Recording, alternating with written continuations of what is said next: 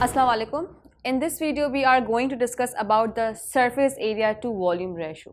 Cell का हम आज चेक करेंगे किस तरह से एक सेल का सरफेस एरिया और उसकी वॉल्यूम रेशियो से किस तरह से उस पर डिपेंडेंट है and how that surface area affect the activity, affect the metabolic rate of that cell. अगर एक सेल की हम बात कर लेते हैं, we have discuss in detail in previous videos about the surface area, about the transportation process जिसमें हमने डिफ्यूजन का प्रोसेस, ऑस्मोसिस का प्रोसेस बहुत डिटेल में डिस्कस किया था. तो सिंपल इज दैट एक सेल का स्ट्रक्चर है, इसका साइज बहुत छोटा होता है, we can't see with our naked eyes, so we see under the microscope. तो सेल का साइज छोटा होने का वन ऑफ द रीज़न ये है कि उसका वॉल्यूम बहुत कम होता है, सरफेस एरिया ज़्यादा होता है.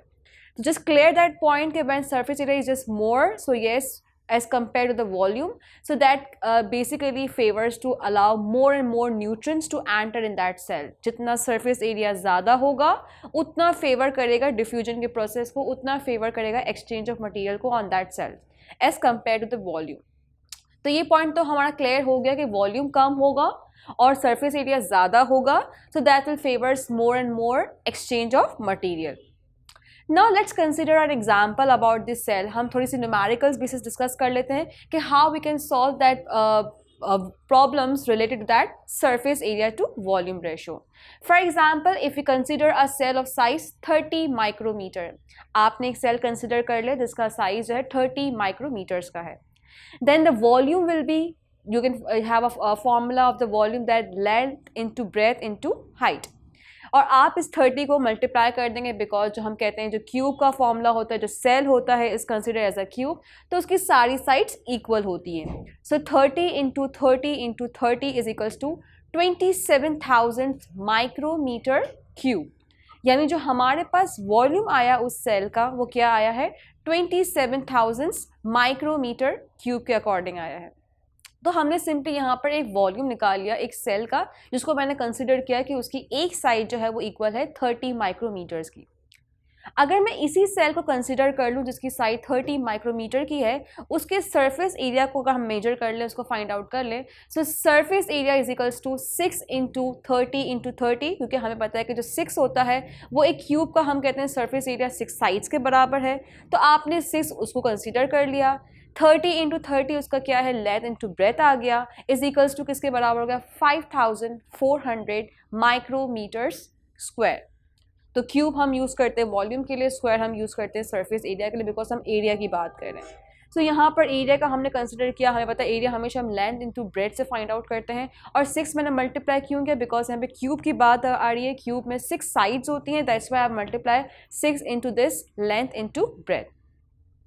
तो यानी मैंने सिंपली कंक्लूड कर लिया कि फ्रॉम दैट सेल जिसकी साइड मैंने ली 30 माइक्रोमीटर्स, उसका जो वॉल्यूम आया है वो मेरे पास 27,000 माइक्रोमीटर क्यूब आया है, और जो सरफेस एरिया आया है वो मेरे पास 5400 माइक्रोमीटर स्क्वायर आया है. अब मैं इसी एग्जाम्पल को कंटिन्यू करती हूँ विद अनदर एग्जाम्पल कि if we consider a cubical shape has 6 sides, its surface area is 6 times the area of one side. मैंने सिंपली क्या किया, मैंने एक और एग्जांपल कंसिडर कर ली और मैंने कहा कि जो एक साइड है उसको फिर मैं क्या करूँगी, मैंने इसी एक क्यूब को, आपको डायग्राम में क्लियरली नज़र भी आ रहा होगा कि मैंने एक साइड जो एक स्क्वायर लिया है उसके अंदर फर्दर मैंने 6 साइड्स की जो है वो क्या कर दी, डिवीजन कर दिया है. Now we are going to discuss in detail कि जो 6 डिवीजन हुई है, जो एक क्यूब के अंदर मैंने फर्दर डिविजन्स किए, ना how it helps the cell to allow that material to exchange in that between that cells और between the surroundings. So then the surface area अगर मैं कंसिडर करती हूँ, मैं फाइंड आउट करती हूँ कि सरफेस एरिया क्या है, मैं वॉल्यूम को फाइंड आउट नहीं करूँ, मैं सिर्फ यहाँ फोकस कर रही हूँ सरफेस एरिया पे. Then the surface area of cubes are as follow कि surface area of one cube is equals to 6 into 10 into 10, क्योंकि मैंने एक साइड कंसिडर की है 10 के बराबर है, मैंने कहा 10 into 10 is equals to multiply by into 6, that is give me the 600 micrometre square. तो मैंने क्या किया, मैंने एक पूरा क्यूब लिया है, उसकी 6 साइड्स पर डिवाइड किया था, मैंने सिंपली इसके एक साइड को, एक क्यूब को कंसिडर कर लिया. Now the surface area of that 27 cubes, क्योंकि मैंने कहा था कि मैंने उसको डिवाइडेड किया हुआ है उस एक क्यूब को, तो उसके अगर मैं मल्टीप्लाई करती हूँ 9 इंटू 9 इंटू 9, तो हम कहते हैं 27 के बराबर आ जाता है, राइट. तो 3 साइड्स को मैंने लिया है, तो then I will get the 27. So surface area of 27 cubes is equals to 27 into 600, that I will get the result, that is 16,200 micrometer square. I hope that you have understand this concept कि मैंने किस तरह से उसको division की है और एक क्यूब को हमने फर्दर और सेल्स में डिवाइड कर दिया है और किस तरह से उसका सरफेस एरिया इंक्रीज हो रहा है, right. So simple is that when we are saying that you are increasing the surface area, तो simply हमने वॉल्यूम के कंपेयर में उसका सरफेस एरिया इंक्रीज कर दिया है. I just going to summarise that point. अगर मैं इसको समराइज कर रही हूँ तो किस तरह से आप इसको कह सकते हैं कि अगर मैंने सरफेस एरिया इंक्रीज किया तो वॉल्यूम पे क्या इफेक्ट आया और अल्टीमेटली एक सेल पे क्या इफेक्ट आ रहा है, because we are just discussing that point in terms of biology. तो बायोलॉजी के टर्म्स में आप डिस्कस करें तो उसको आप रिलेट करेंगे सेल की एक्टिविटी के साथ. So the first point, the first summary I will just get from this numerical, the solution from this numerical, that surface area to volume ratio gets smaller as cell gets bigger. हमें पता है जब cell का size बड़ा होता है तो उसके अंदर वॉल्यूम इंक्रीज हो रहा है और अल्टीमेटली उसका सरफेस एरिया नहीं, उसका जो कॉन्टैक्ट है सरफेस के साथ, इन्वायरमेंट के साथ एक्सपोज जो हो रहा है वो कम हो जाता है. तो मैंने समराइज करके ये अगर सेल का साइज इंक्रीज हो रहा है तो ultimately surface area to volume ratio कम हो जाता है, उसका वॉल्यूम इंक्रीज हो जाता है. The second point I have got from this numerical, that if a cell is too large, then the nutrient supply are not able to diffuse through entire volume of the cell quickly.